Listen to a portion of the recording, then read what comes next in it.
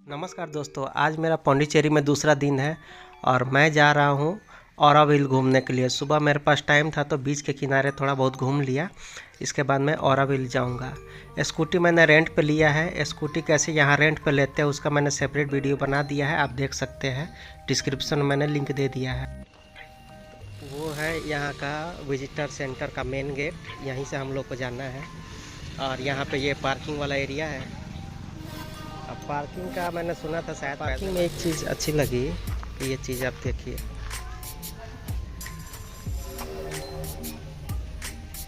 यहाँ पे बैटरी वाला सिस्टम भी है। बैटरी भी आप चार्ज कर सकते हैं। ये बहुत बढ़िया चीज़ है। अब मैं अंदर जाके देखता हूँ कि क्या क्या अंदर का रूल रेगुलेशन है। वैसे रास्ते का नज़ारा तो मैंने दिखाया ही। फॉरेनर यहाँ बहुत है, इतने सारे हैं कि मत पूछिए। यहाँ बहुत से देशों के, मोर देन 50 देशों के लोग यहाँ पे रहते हैं। बाकी इतिहास क्या है वो मैं आपको आगे वीडियो में बताता रहूँगा। अब बात करते हैं औराविल आखिर है क्या। औराविल एक एक्सपेरिमेंटल टाउनशिप बनाया गया है। इसका स्टार्टिंग तो 1968 में ही हो गया था। इसका स्टार्टिंग जिन्होंने किया था उनका नाम था मीरा अल्फासा, जिनको द मदर के नाम से भी यहाँ लोग जानते हैं। उन्हीं के द्वारा ये स्टार्ट किया गया था। और वो किससे इंस्पायर थी, तो जो श्री अरविंदो है, आगे मैं दिखाऊंगा आपको अरविंदो आश्रम भी, तो उनसे काफ़ी इंस्पायर थी। इसका बनाने का उद्देश्य क्या रहा होगा वो मैं आपको बताता हूँ। यहाँ देखिए, इन्होंने बनाया ऐसा है कि यहाँ कोई किसी तरह का भेदभाव नहीं है। यहाँ ना जाति को लेकर भेदभाव है, ना धर्म को लेके, ना ही किसी नेशनलिटी को लेकर भेदभाव है, कलर वगैरह कुछ भी नहीं। मतलब ये लोग एक ह्यूमन यूनिटी, मानव एकता पे काम कर रहे हैं। और अंदर ये चीज़ दिखता भी है। ये एक पूरा शहर है, काफ़ी बड़ा एरिया है। अंदर जब इन्फॉर्मेशन के बाद आया तो इन्होंने यहाँ पे ये पर्ची दे दी। इस पर्ची के पता नहीं इसका क्या ज़रूरत है। यहाँ से दिखा रहा है 1.5 किलोमीटर है। अब यहाँ तो मुझे समझ ही में नहीं आ रहा यहाँ से जाऊँ कैसे। ये देखो, ये तो सब बंद बंद जैसा लग रहा है। और ये देखा है, आपको इधर से दिखाता है। बाहर से लग रहा है बंद है। कुछ लोग साइड से उधर से होके चले आ रहे हैं, पर मैं होशियार आदमी हूँ। सब घेरा हुआ है। एक चीज़ समझ में मुझे नहीं आ रही है कि इतनी खतरनाक जो दिख रही है। मान लो लाइट वाइट तो हर जगह है नहीं, फिर ये इतने सारे देशों के अंग्रेज यहाँ रह कैसे लेते हैं। हमारे यहाँ के लोग, खुद मुझे रात को अगर यहाँ रुकना हो, खैर मुझे भूत प्रेत से डर नहीं लगता, लेकिन फिर भी रात में तो थोड़ा मामला गड़बड़ हो ही जाए। मैं जा रहा हूँ मैत्री मंदिर की ओर, जो यहाँ का सबसे प्रमुख स्थल है और सब लोग उसी को देखने आते भी है। उसके बाद तो विलेज वगैरह है ही। आपके लिए जानकारी के लिए बता दूं, 50+ देशों के लोग यहाँ पे रहते हैं। घूमने वाले तो अलग है, रहने वाले लोगों की मैं बता रहा हूँ, ज़्यादातर यूरोपियन ही है। इस जगह के ज़्यादा जानकारी के लिए आप वेबसाइट वगैरह देख सकते हैं, बहुत सारा आर्टिकल पढ़ सकते हैं। यहाँ का कॉन्सेप्ट मुझे बहुत अच्छा लगा। ना हिंदू मुस्लिम के चक्कर, ना कुछ भी। यहाँ रहना एकदम फ्री है, कोई टेंशन वाली बात नहीं है। इंडियन लोगों के लिए थोड़ा सा ज़्यादा दिक्कत है, लेकिन फॉरेनर यहाँ 10-10, 15-15, एक लेडीज़ तो 18 साल से रह रही है। तो आप सोच सकते हैं, यहाँ पे जो भी रह रहा है प्रकृति प्रेमी है, प्रकृति को लेकर चलता है। और यहाँ पे वेजिटेरियन आपको नहीं मिलेंगे, यहाँ वीगन मिलेंगे ज़्यादातर क्या, मैक्सिमम। यहाँ आइसक्रीम भी मैंने वीगन खाया, वीगन दूध पिया, जो कि नारियल के दूध को बोलते हैं। यहाँ आके ऐसा लगा कि जैसे मैं बचपन में आ गया। सन 2000 के पहले भी ऐसे ही हमारे यहाँ, मतलब हमारे घर के आसपास, हमारे ज़िले में चारों तरफ हरियाली रहती थी, घर वगैरह कम, लोग भी कम दिखते थे, तो अच्छा लगता था। अब तो खैर इतना शहरीकरण हो गया कि क्या ही कहना। वीडियो की शुरुआत में मैंने दिखाया था कि एक पार्किंग एरिया मैंने दिखाया था कि वहाँ पार्किंग के पैसे लगेंगे कि नहीं लगेंगे, ऐसा मैंने बोला था। तो अब मैं आपको कंफर्म कर देता हूँ, जो विजिटिंग मेन गेट है, विजिटर मेन गेट, वहाँ पे अगर आप गाड़ी पार्क करते हैं तो 1 रुपया खर्चा नहीं लगेगा, यानी पार्किंग फ़ी वहाँ नहीं लगती है। अगर आप पार्किंग एरिया में लगाएंगे, मतलब वो भी तो पार्किंग एरिया था, लेकिन एक ऑफिशियल मान के चलिए पार्किंग एरिया, उधर 50 रुपया लगता है।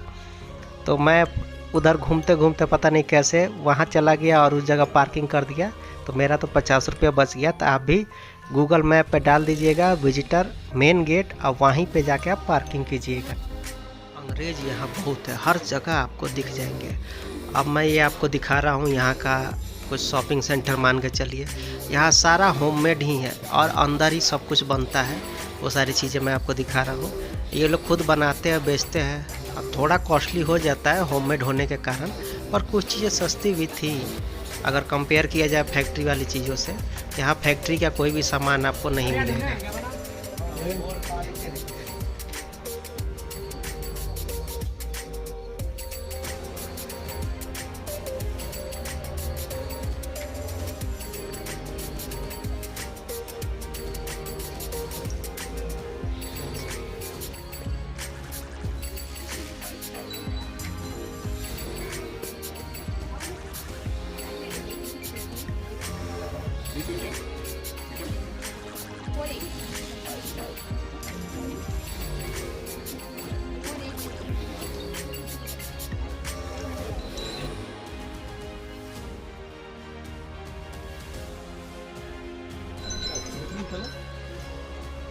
यहाँ ये मेन गेट है, यहीं से शुरू हुआ।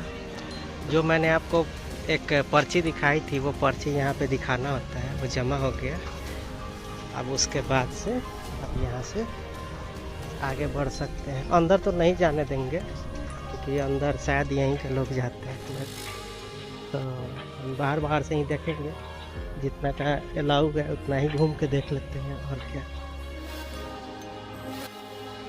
वैसे यहाँ एक चीज़ मुझे अच्छा लगा, हर चीज़ को इतना वेल मेंटेन किया गया है। यहाँ देखिए सोलर लगा हुआ है कितना सारा। उधर मैंने एक सोलर किचन भी देखा, उसको भी समय मिला तो जाऊँगा देखने सोलर किचन क्या है। बहुत सारा अंदर रहने की व्यवस्था है, पर पता करूँगा उसका क्या हिसाब किताब है। मुझे अभी सब कुछ पता चल रहा है कि अंदर क्या क्या है और क्या क्या चीज़ें का हम लोग फ़ायदा उठा सकते।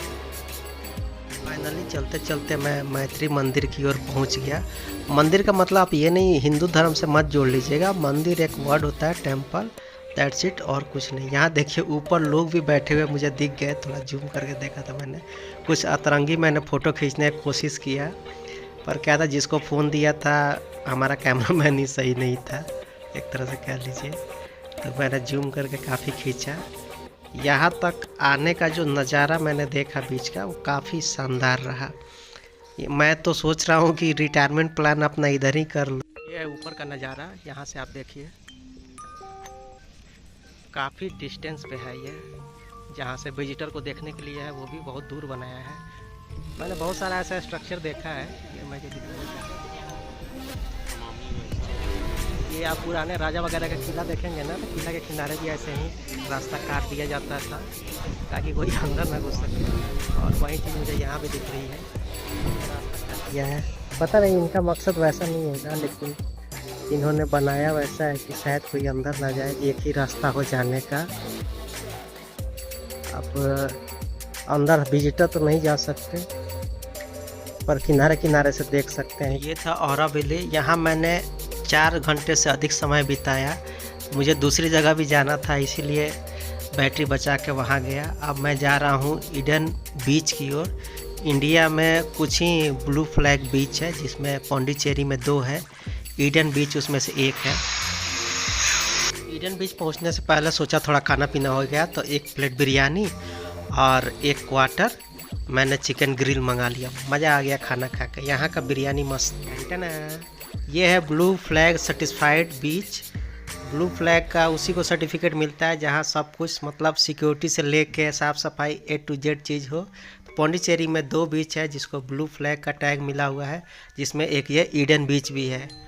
आज तो मैंने लगभग क्या कहूँ आपको, इतना गाड़ी चलाया है, 60 किलोमीटर तक अभी तक मैं गाड़ी चला चुका हूँ, पर फिर भी थकान नहीं है। बढ़ते हैं लाइसेंस वाले झील के तरफ और देखते हैं वो जो गाना था ब्लू है पानी पानी, पता नहीं उस पानी को लाइसेंस मिला था कि नहीं ब्लू टैग का, पर इस जगह को मिला है। तो ये जगह देखते हैं कैसा है।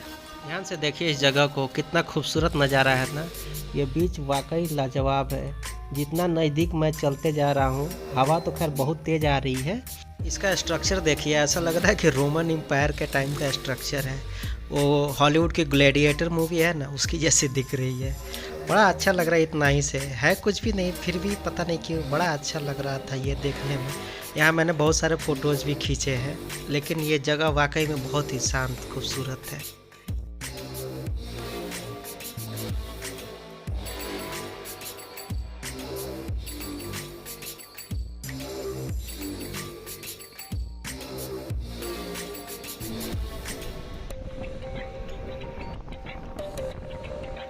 ये बीच वाकई में साफ़ सुथरा है, देखिए इसकी साफ़ सफाई। अगर ऐसे बीचों पे अगर बार बार आप घूमने लगे तो आपका बाकी सब बीचें लगेगा कि आप किसी खदान में आ गए हैं। तो सही में वाकई बहुत खूबसूरत है ये बीच। बीच बहुत ही सुंदर है और यहाँ का पानी साफ़ सफाई तो है ही सुंदर, और साथ ही साथ सुंदर सुंदर लोग भी आए हैं। अच्छे लोग जब आते हैं तो वो जगह अच्छी बनती ही है, क्योंकि अच्छे लोग जिम्मेवारी से सब चीज़ को समझते हैं। एनीवे, आपको ये बीच कैसा लगा है कमेंट में ज़रूर बताइएगा। वैसे इस बीच के जो कुछ मैंने फ़ोटोज़ खींचे हैं वो मैं यहाँ स्क्रीन पर लगा देता हूँ, आप देख सकते हैं। यहाँ पास में एक और बीच है, पर वहाँ पे एंट्री चार्ज आपको लगता है।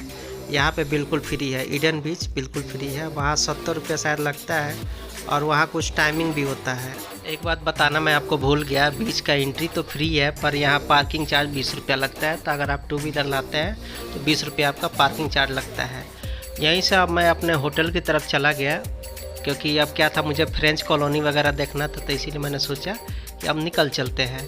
तो ये फ्रेंच बेकरी में मैं गया था कुछ महंगी चीज़ें खाने के लिए। खाकर आपको बताता हूँ कि ये टेस्ट में कैसा है।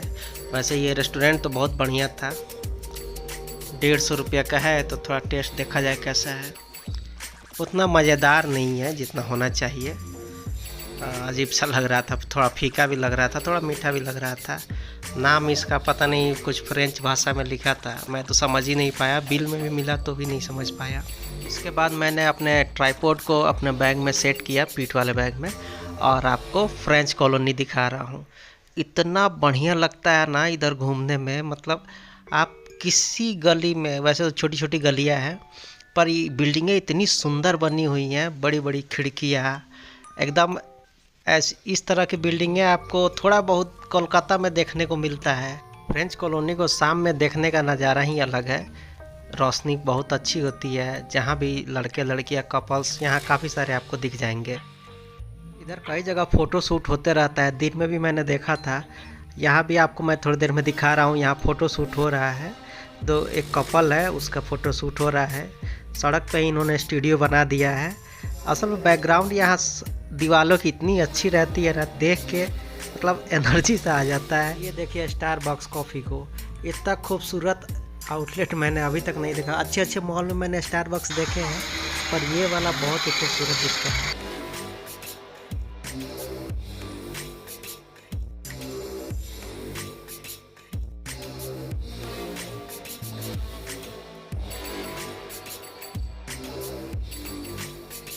होटल से निकल के पास ही में है अरबिंदो आश्रम, तो टहलते हुए मैं निकला।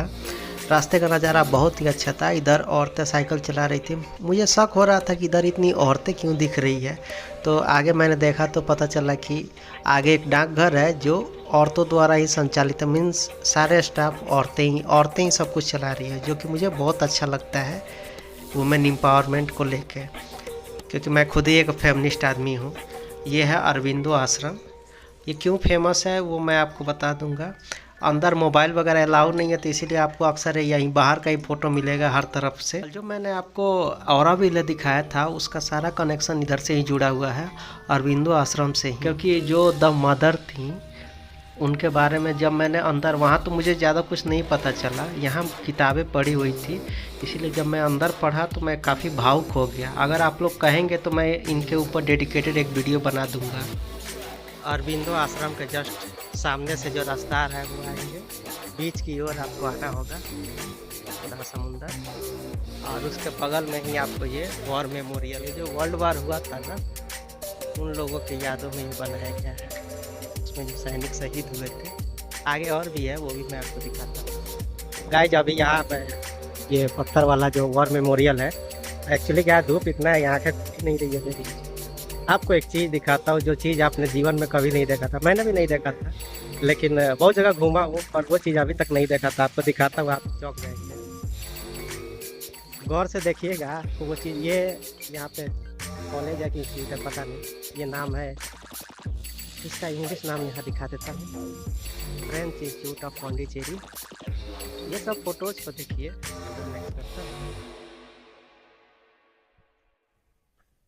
ये देखिए, ऐसा नटराज की मूर्ति मैंने आज तक नहीं देखा था। अगर ये सही में वास्तव में होगा, देख रहे हैं एक टांग कहाँ दूसरी कहाँ।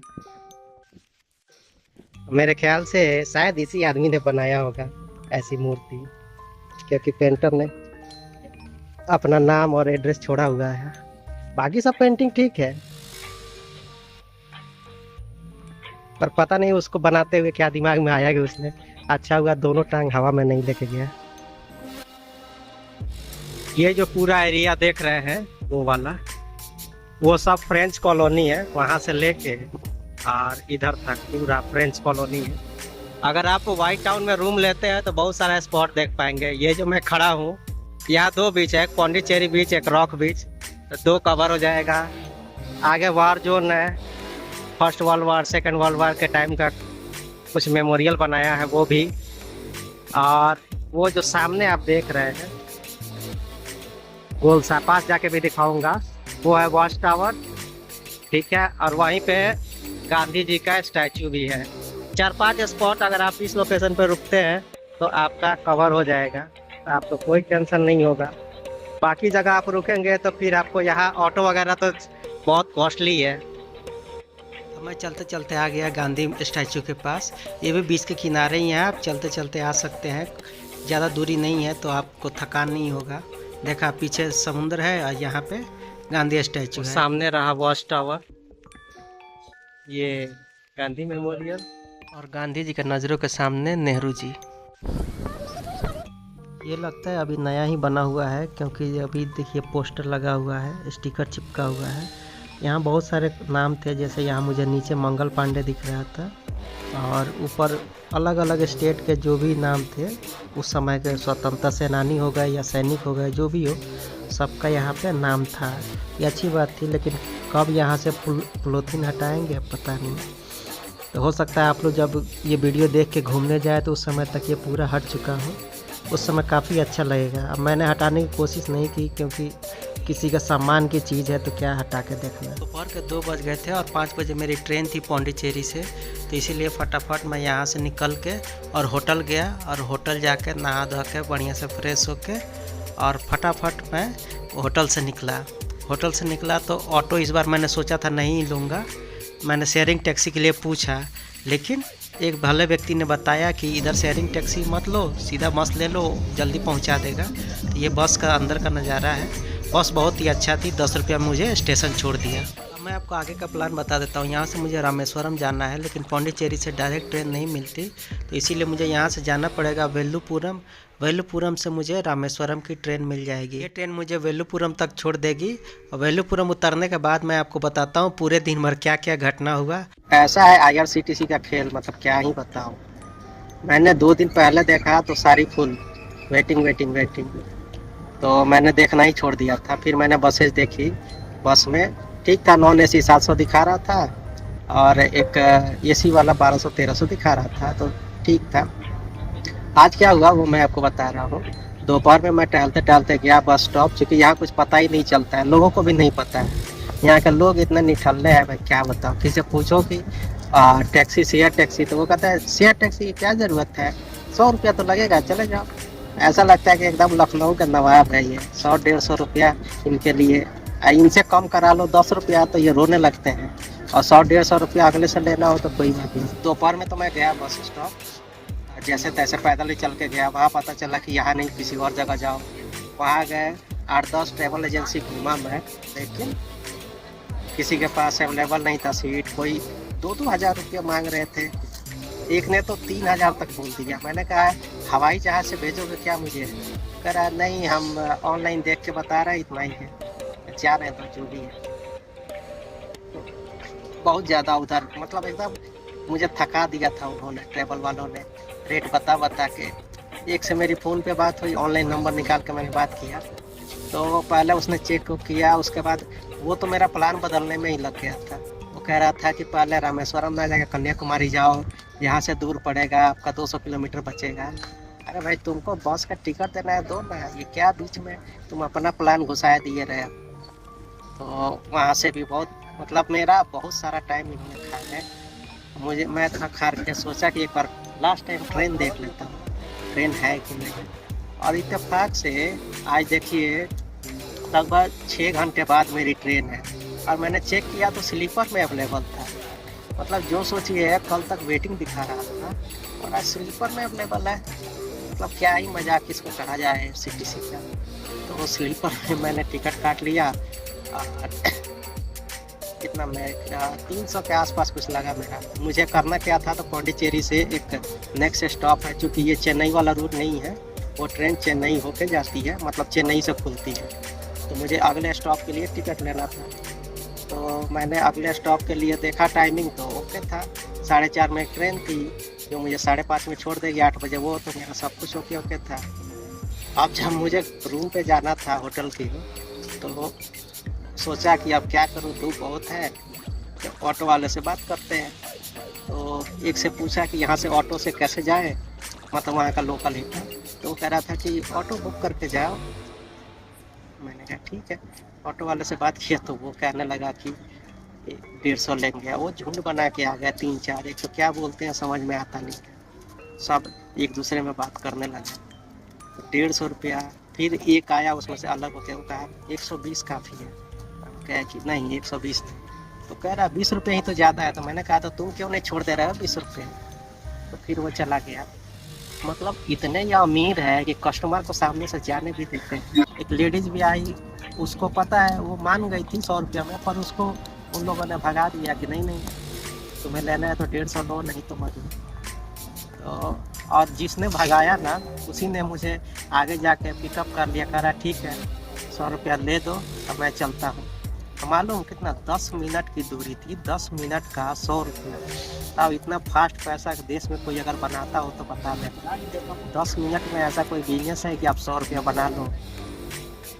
अब 10 मिनट में 100 रुपया बना लिया उसने। रूम पे गया आज, क्योंकि दिन में मैं नहाया भी था समुद्र में, खारा पानी होने की वजह से इस समय फटाफट तैयार होकर समय के साथ निकला। बाहर आया तो इस बार सोचा कि किसी ऑटो वाले के चुंगल में फंसना ही नहीं। शेयर ऑटो वाले जा रहे थे तो मैंने उनसे पूछा, तो उसी में से एक सज्जन आदमी थे, उन्होंने कहा कि ऑटो से मत जाओ, बस आएगी, बस से जाओ, बस से पूछ के चले। बस में गया भाई साहब, बस वाले ने 10 रुपया में छोड़ दिया। अंदर कोई गाना बजा रहा था, सड़क पता नहीं, उतना ही मुझे समझ में आया। ठीक था, बस ने मेरे ख्याल से 10 मिनट में छोड़ दिया मुझे स्टेशन, और समय से मैं पहुंच भी गया। ऑटो का फेयर में पड़ता 100-150 लगता भी, ऑटो वाला ऐसे लगता है कि 150 में उसने एहसान ही कर दिया है मेरे ऊपर। तो वीडियो लगातार देखते हैं, जितनी भी वीडियोस आ रही हैं सबको देख के, जो टॉपिक पसंद है उस पर कमेंट करें। मैं आगे और इस तरह की वीडियो बनाता रहूँगा। अगर कोई सवाल हो तो बताइएगा, मैं आप जैसे कमेंट करेंगे उसी घंटों बाद मैं रिप्लाई करूँगा। तमिलनाडु में हर सरकारी बिल्डिंगों में या सरकारी जगहों पे बाबा साहब की तस्वीर ज़रूर लगी रहती है। अब मैं यहाँ से, चूँकि मेरे पास 8 बजे तक समय था, तो सोचा कि थोड़ा शहर भी देख लेता हूँ यहाँ का, विलुपुरम, और खाना भी खा लेता हूँ। यहाँ ये जो ऑटो का आप स्ट्रक्चर देख रहे हैं, ऐसा मैंने पहले कहीं नहीं देखा था, यहीं पे देख रहा हूँ। आपको थोड़ा सा, अभी मैं एक और आ रहा है उसको दिखाता हूँ करीब से, आप इसको ध्यान से देखिए। ये देखिए, ऐसा लग रहा है कि छोटा सा एक मिनी वैन है, उस तरह से इन्होंने ये बनाया है। अब मैं चलता हूँ किसी होटल में और आपको खाना दिखाता हूँ, यहाँ खाना कैसा मिलता है। अभी मैं वेजिटेरियन ही खाऊंगा क्योंकि रात का वक्त है। दोस्तों ये खाना देखिए आ चुका है। यहाँ पहले यहीं खाने को मिलता है, इसके बाद असली खाना आता है। अगर आपको ज़्यादा भूख लगी हो तो स्टार्टर समझ के इसी को खा जाइए, बाद में खाते रहिएगा। खैर वैसे ये प्लास्टिक से तो अच्छा है, कहेंगे बहुत जगह प्लास्टिक देते हैं प्लेट में, उससे तो ये काफ़ी बेहतर है, केला का पत्ता। अब मैं आपको खाना दिखाता हूँ। ये तो है यहाँ की रोटी, 40 रुपये में मिला मुझे। और ये जो तालाब जैसा दिख रहा है, ये तो सब्जी है यहाँ की। इस सब्जी को देख के ही मेरी इच्छा ही इसी में डूब गई, खाने का क्या ही कहूँ। और जैसे तैसे मैंने खाया इसको और फिर मैं यहाँ से चला गया। बाप रे बाप। खैर पौंडीचेरी का सफ़र यहीं पे ख़त्म होता है। बहुत ही शानदार जगह मुझे ये लगा। और यहाँ जितने मुझे खर्च हुए वो सारा मैं आपको स्क्रीन पे लिख देता हूँ, आप इसको पॉज करके पढ़ लीजिएगा। वीडियो कैसा लगा वो मुझे बताइएगा कमेंट करके। मैंने जो एकदम फैक्ट था, जो मैंने जिया, वही चीज़ आपको वीडियो में बता दिया।